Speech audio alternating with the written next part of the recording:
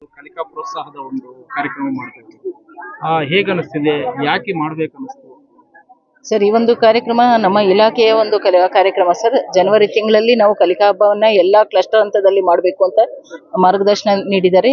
ಅದರಡಿಯಲ್ಲಿ ನಮ್ಮ ಕೊಂಡೇನಹಳ್ಳಿ ಕ್ಲಸ್ಟರ್ನ 814 ಶಾಲೆಯಲ್ಲಿ ಈ ಒಂದು ಕಲಿಕಾ ಹಬ್ಬದ ಒಂದು ಕಾರ್ಯಕ್ರಮವನ್ನ ಆಯೋಜನೆ ಮಾಡಿದ್ದಾರೆ.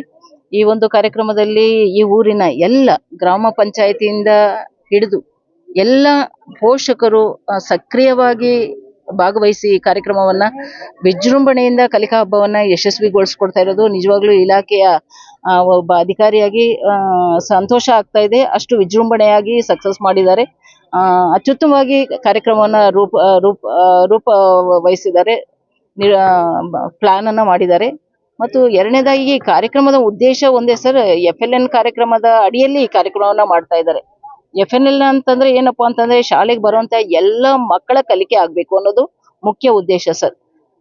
ಫೌಂಡೇಶನಲ್ ಲಿಟರಸಿ ಅಂಡ್ ನ್ಯೂಮರಸಿ ಅಂತ ಹೇಳಿ ಪ್ರತಿಯೊಂದು ಮಗು ತಮ್ಮ ಹಂತದಲ್ಲಿ ಬೇಸಿಕ್ ಆಗಿ ಮಗು ಓದೋದ್ ಬರ್ಬೇಕು, ಬರೆಯೋದ್ ಬರ್ಬೇಕು, ಬೇಸಿಕ್ ಗಣಿತ ಬರ್ಬೇಕು, ಕನಿಷ್ಠ ಲೆಕ್ಕಾಚಾರ ಮಾಡೋಕ್ಕೂ ಬರ್ಬೇಕು ಅನ್ನೋದು ಮುಖ್ಯ ಉದ್ದೇಶ ಸರ್. ಈ ಒಂದು ವಿಷಯಕ್ಕೆ ಸಂಬಂಧಪಟ್ಟಂಗೆ ಇಲಾಖೆಯ ಒಂದು ಗೈಡ್ಲೈನ್ಸ್ ಅನ್ನ ನೋಡ್ತಾ ನಮ್ಮ ಜಿಲ್ಲೆಗೆ ಹೊಸದಾಗಿ ಆಗಮಿಸಿರುವಂತಹ ನಮ್ಮ ಜಿಲ್ಲಾಧಿಕಾರಿಗಳು ಸರ್ ಮೊನ್ನೆ ಅಷ್ಟೇ ಶನಿವಾರ ಒಂದು ಕಾರ್ಯಕ್ರಮವನ್ನ ಎಲ್ಲ ಮುಖ್ಯ ಶಿಕ್ಷಕರು, ಸರ್ಕಾರಿ ಶಾಲೆಗಳ ಎಲ್ಲ ಅನುದಾನಿತ ಶಾಲೆಗಳ ಮುಖ್ಯ ಶಿಕ್ಷಕರ ಸಭೆಯನ್ನ ಕರೆದು ತಮ್ಮದೇ ಆದಂತ ಒಂದು ಆಶಯವನ್ನ ವ್ಯಕ್ತಪಡಿಸಿದ್ದಾರೆ ಸರ್. ಅದರಡಿಯಲ್ಲಿ ಎಲ್ಲಾ ಮಕ್ಕಳಿಗೂ ಕನಿಷ್ಠ ಕಲಿಕೆ ಆಗ್ಬೇಕು. ನಮ್ಮ ಮಕ್ಕಳಲ್ಲಿ ಹೆಚ್ಚು ಅಂಕ ಮತ್ತು ಕಡಿಮೆ ಅಂಕ ಅನ್ನೋ ಒಂದು ಡಿಸ್ಪ್ಯಾರಿಟಿ ಇಲ್ಲ.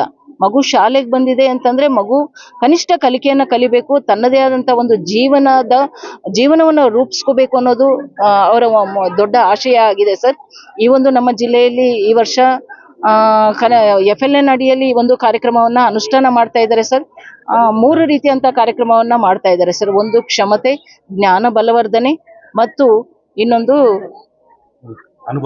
ಅನುಭವಾತ್ಮಕ ಕಲಿಕೆ ಅಂತೇಳಿ ಸರ್. ಅನುಭವಾತ್ಮಕ ಕಲಿಕೆಯಲ್ಲಿ ಈ ನಮ್ಮ ಕಲಿಕಾ ಹಬ್ಬ ಬರ್ತಾ ಇದೆ ಸರ್. ಯಾಕೆ ಹೇಳ್ತಾ ಇದ್ದೀನಿ ಅಂತಂದ್ರೆ ಈ ಮಕ್ಕಳು ಈ ಒಂದು ಕಲಿಕಾ ಹಬ್ಬದಲ್ಲಿ ಏನಾಗ್ತಾ ಇದೆ ಅಂದ್ರೆ ತಾವು ಕಲ್ತಿರೋಂಥದ್ದನ್ನ ತಾವು ನೈಜವಾಗಿ ಪ್ರಾಕ್ಟಿಕಲ್ ಆಗಿ ಕಲ್ತಿರೋಂಥದ್ದನ್ನ ಎಕ್ಸ್ಪ್ರೆಸ್ ಮಾಡಕ್ಕೆ ಒಂದು ವೇದಿಕೆ ಸರ್. ಹಾಗಾಗಿ ಅನುಭವಾತ್ಮಕವಾಗಿ ಅವರು ಮೆಮೊರಿ ಟೆಸ್ಟ್ ಅನ್ನ ಮಾಡ್ತಾ ಇದ್ದಾರೆ. ಅವ್ರ ಮಗು ಭಾಗವಹಿಸಬೇಕು, ತನ್ನದೇ ಆದಂತ ರೀತಿಯಲ್ಲಿ ತನ್ನ ಜ್ಞಾನವನ್ನ ಬಳಸ್ಕೊಂಡು ಆ ಕಲಿಕೆಯನ್ನ ಎಕ್ಸ್ಪ್ರೆಸ್ ಮಾಡುವಂತದ್ದು, ಚಟುವಟಿಕೆಯಲ್ಲಿ ಭಾಗವಹಿಸುವಂತದ್ದು ತಾನು ಫೀಲ್ ಆಗ್ಬೇಕು ಸರ್. ಅನುಭವಾತ್ಮಕ ಕಲಿಕೆಯಲ್ಲಿ ಮೆಮೊರಿ ಟೆಸ್ಟ್ ಅಂತ ಮಾಡ್ತಾ ಇದ್ದಾರೆ. ಪೋಷಕರಿಗೆ ಒಂದು ಕಲ್ಚರಲ್ ಆಕ್ಟಿವಿಟೀಸ್ ಅನ್ನ ಮಾಡ್ತಾ ಇದ್ದಾರೆ. ಮತ್ತು ಎರಡನೇದು ಬೇರೆ ಬೇರೆ ರೀತಿ ರಸಪ್ರಶ್ನೆ ಕಾರ್ಯಕ್ರಮವನ್ನ ಮಾಡ್ತಾ ಇದ್ದಾರೆ. ಈ ರೀತಿಯಲ್ಲಿ ಮಕ್ಕಳ ಕಲ್ತಿರುವಂತದನ್ನ ಸ್ಟೋರಿ ಟೆಲ್ಲಿಂಗ್ ಸರ್. ಮತ್ತು ಇದರಲ್ಲಿ ನಾವು ಕಲಿಸ್ಬೇಕಾಗಿರೋದು ಏನಂತಂದ್ರೆ ಮಗು ಏನ್ ಕಲ್ತಿದೆ, ಮನೆಯಿಂದ ಕಲ್ತಿರ್ಬೋದು, ಅಜ್ಜಿ ಹತ್ರ ಕಲ್ತಿರ್ಬೋದು, ಬೇರೆ ಕಡೆಯಿಂದ ಎಲ್ಲಾದ್ರೂ ಕಲ್ತಿರ್ಬೋದು. ಆ ಕಲ್ತಿರುವಂತ ಒಂದು ಸ್ಟೋರಿ ಟೆಲ್ಲಿಂಗ್ ಅನ್ನ ತನ್ನದೇ ಅಂತ ಭಾಷೆಯಲ್ಲಿ ತನ್ನದೇ ಭಾವನೆಗಳನ್ನ ಉಪಯೋಗಿಸ್ಕೊಂಡು ತನ್ನ ಕಥೆಯನ್ನ ನಿರೂಪಣೆ ಮಾಡುವಂತದ್ದು ನಿಜವಾಗ್ಲೂ ಇದು ಅನುಭವಾತ್ಮಕವಾಗಿ ಕಲಿಕೆ ಆಗ್ಬೇಕು ಅನ್ನೋದು ನಮ್ಮ DC ಅವರ ಆಶಯ. ಅದನ್ನ ಹಿಂದಿನ ಒಂದು ಮಧುಗಿರಿ ಮತ್ತು ಚಿಕ್ಕಮಗಳೂರಲ್ಲಿ ಅನುಷ್ಠಾನ ಮಾಡಿದ್ದಾರೆ ಸರ್. ಆ ಕಾರ್ಯಕ್ರಮವನ್ನ ನಮ್ಮ ಜಿಲ್ಲೆಯಲ್ಲೂ ಮಾಡ್ತಾ ಇದ್ದಾರೆ. ಅದೇ ಕಾರ್ಯಕ್ರಮವನ್ನ ಇವತ್ತು ಒಂದು ಚಟುವಟಿಕೆಯಾಗಿ ಈ ಕಲಿಕಾ ಹಬ್ಬ ಒಂದು ನಿರೂಪಣೆ ಮಾಡಿದ್ದಾರೆ. ನಿಜವಾಗ್ಲೂ ಇದನ್ನ ಯಶಸ್ವಿ ಮಾಡ್ತೀವಿ, ನಮ್ಮ ತಾಲೂಕಲ್ಲೂ ಸಹ ಸಕ್ಸಸ್ ಮಾಡ್ತೀವಿ ಅಂತ ಹೇಳ್ತಾರೆ. ಈ ಕಾರ್ಯಕ್ರಮದಲ್ಲಿ ಎಲ್ಲ ಮಕ್ಕಳಿಗೂ ಸರ್, ಈ ದಿನ ಭಾಗವಹಿಸಿರುವಂತ ಎಲ್ಲ ಮಕ್ಕಳಿಗೂ ಮತ್ತು ಇಷ್ಟು ಪೋಷಕರು ಭಾಗವಹಿಸಿರುವಂತದ್ದು ನಿಜವಾಗ್ಲೂ ಪ್ರಶಂಸನೀಯವಾದದ್ದು. ಮತ್ತು ಎಲ್ಲ ಈ ಊರಿನ ಈ ವ್ಯಾಪ್ತಿಗೆ ಬರುವಂತ ಎಲ್ಲ ಶಿಕ್ಷಕರು 100% ತಮ್ಮನ್ನ ತಾವು ತೊಡಗಿಸ್ಕೊಂಡು ಈ ಕಾರ್ಯಕ್ರಮವನ್ನ ಯಶಸ್ವಿ ಮಾಡಿಸ್ಕೊಟ್ಟಿದ್ದಾರೆ.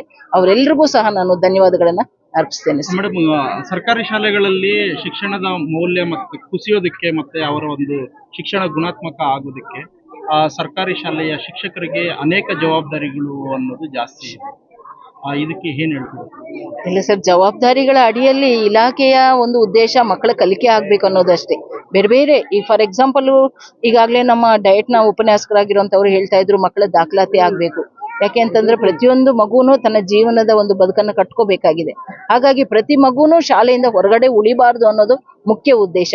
ಅದರಡಿಯಲ್ಲಿ ನಮ್ಮ ಅಕ್ಷರದಾಸೋಹ ಆಗ್ಬೋದು, ಕ್ಷೀರಭಾಗ್ಯ ಆಗ್ಬೋದು, ನಮ್ಮ ಒಂದು ಸರ್ಕಾರದಿಂದ ಬರ್ತಾ ಇರೋಂತಹ ಶೂ ಸಾಕ್ಸ್ ಆಗ್ಬೋದು, ಪಠ್ಯಪುಸ್ತಕಗಳನ್ನ ವಿತರಣೆ ಮಾಡೋದು, ಈ ಎಲ್ಲವನ್ನು ನಾವು ಪ್ರೊವೈಡ್ ಮಾಡಿದಾಗ 100% ಮಕ್ಕಳ ದಾಖಲಾತಿಯನ್ನ ಫಸ್ಟ್ ನಾವು ಎನ್ರಿಚ್ ಮಾಡ್ಬೇಕು ಸರ್. ದಾಖಲಾತಿಯನ್ನ 100% ನಾವು ಅಚೀವ್ ಮಾಡಬೇಕಾಗಿದೆ ಸರ್. ಪ್ರತಿಯೊಂದು ಮಗುನು ತನ್ನದೇ ಆದಂತ ಒಂದು ಜೀವನ ಕಟ್ಕೋಬೇಕಾಗಿದೆ.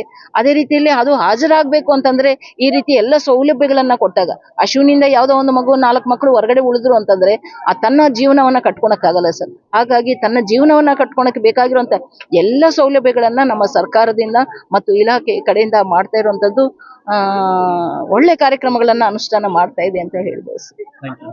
Thank you.